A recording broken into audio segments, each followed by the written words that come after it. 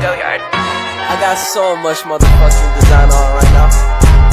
Break it down, bring it back, make it clap. I got 3 old thoughts, new block, where that thing. Bitches on my line, and you know.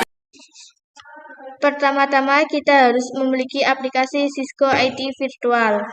Kemudian setelah kita sudah memiliki aplikasinya, klik aplikasinya dan akan muncul pada layar seperti ini. Pertama-tama kita masukkan power supply. Kita sejajarkan terlebih dahulu dan lalu kita masukkan. Kemudian kencangkan dengan baut. Power supply di sini berfungsi sebagai mengubah tegangan, mengubah daya, dan mengatur daya bagi tegangan output. Kemudian kita klik OK. Habis itu kita pindah ke motherboard. Di sini terdapat 2 RAM, pertama kita masukkan.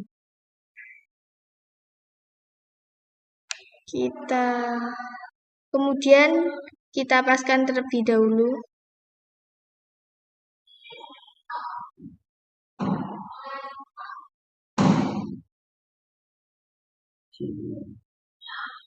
Kemudian kita kunci dari sebelah RAM. Lakukan yang sama kepada RAM kedua.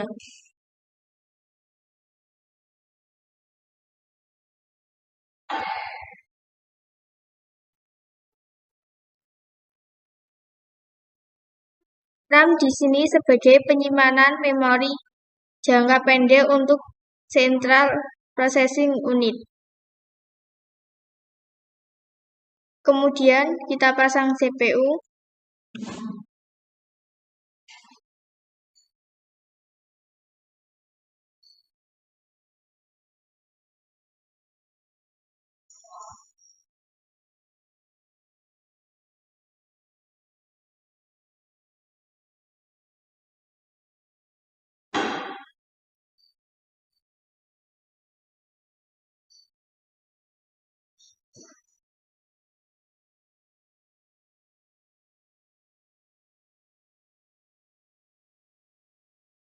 Di sini CPU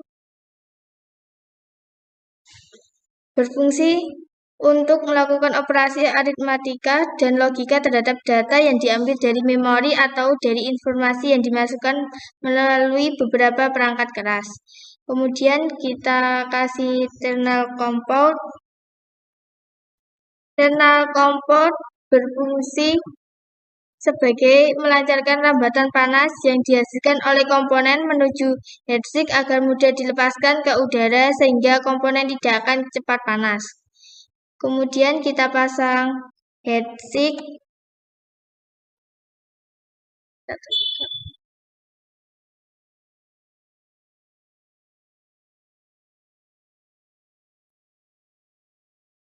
Kemudian kita luruskan terlebih dahulu untuk kabelnya.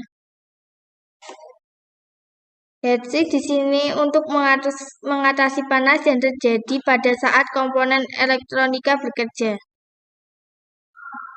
Kemudian kita install.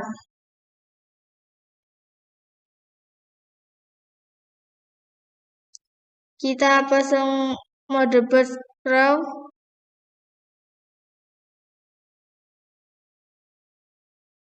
Kita masukkan. Kemudian kita kencangkan dengan baut. Kemudian kita klik OK. Untuk penjelasan selanjutnya akan dijelaskan oleh teman saya. Di sini saya akan melanjutkan penjelasan dari teman saya. Kita pasang NIC. NIC adalah perangkat keras yang berbentuk seperti kartu yang memiliki fungsi menjadi jembatan komputer ke sebuah jaringan komputer. Lalu kita kencangkan dengan baut.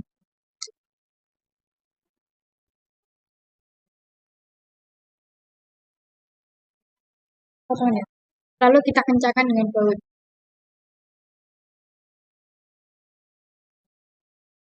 Setelah itu, kita pasang wireless NIC.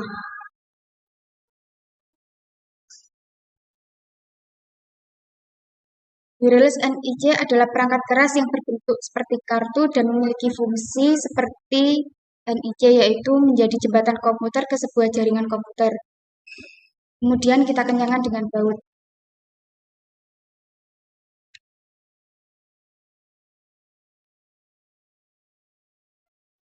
Setelah itu kita pasang video adapter.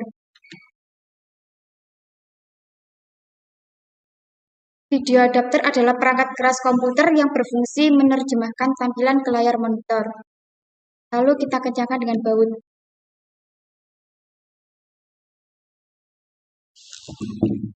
Baik, di sini saya akan melanjutkan penjelasan dari teman saya. Pertama-tama kita pasang hard disk drive dulu.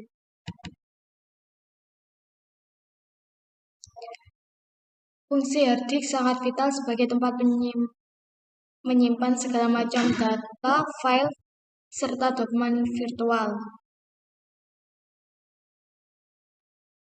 Dengan fungsi hard disk dalam menyimpan berbagai file tersebut, maka bisa dibilang hard disk adalah nyawa bagi seorang pengguna dalam komputernya.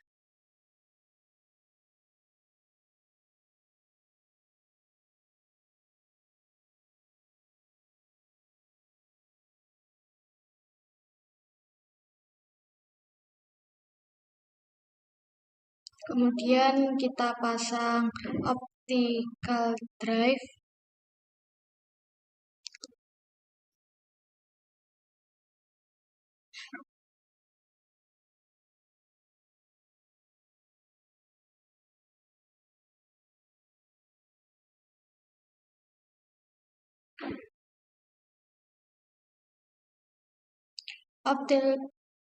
Optical drive berfungsi sebagai penggerak cakram yang menggunakan sinar laser atau gelombang elektromagnetik sebagai bagian dari proses membaca atau menulis data ke dalam atau dari cakram optis.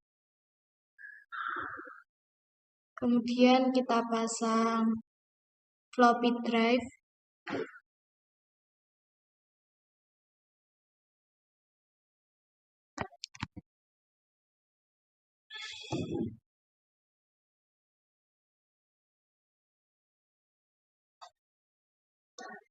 Floppy disk berfungsi untuk menyimpan data dengan memori terbatas.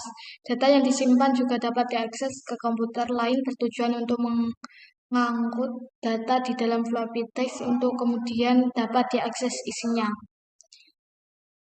Selanjutnya penjelasan dari teman saya. Saya akan melanjutkan penjelasan dari teman saya.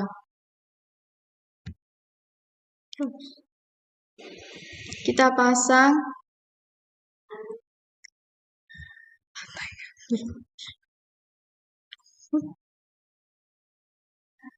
patah kabel.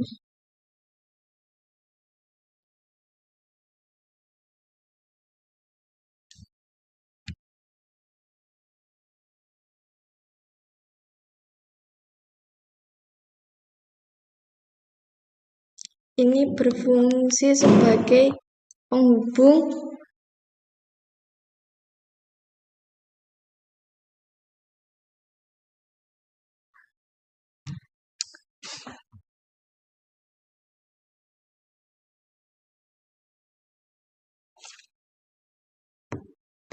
antara motor keyboard dengan hard disk dan juga CD-ROM atau DVD-ROM di dalam perangkat komputer.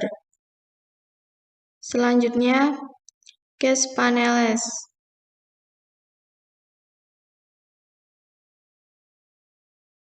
Berfungsi sebagai penghubung satu atau beberapa floppy disk ke komputer. Selanjutnya, monitor.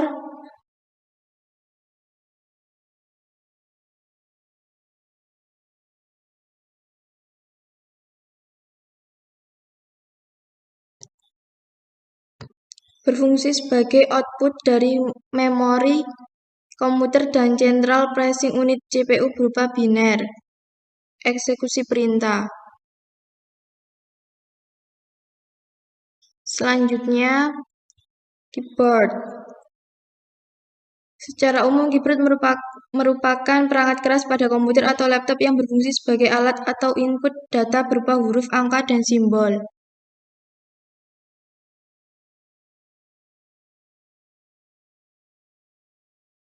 Selanjutnya, mouse.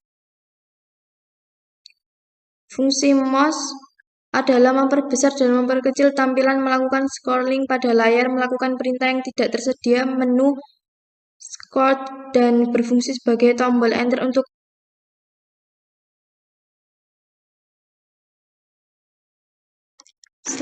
selanjutnya USB. USB dapat menghubungkan peralatan tambahan komputer seperti mouse, keyboard, pemindah gambar, kamera digital, printer, hard disk, dan komponen networking. Selanjutnya kegunaan Ethernet. Terhubung, mengirim, dan menerima data dengan perangkat jaringan lainnya, serta untuk mendapatkan akses ke jaringan yang lebih luas seperti internet.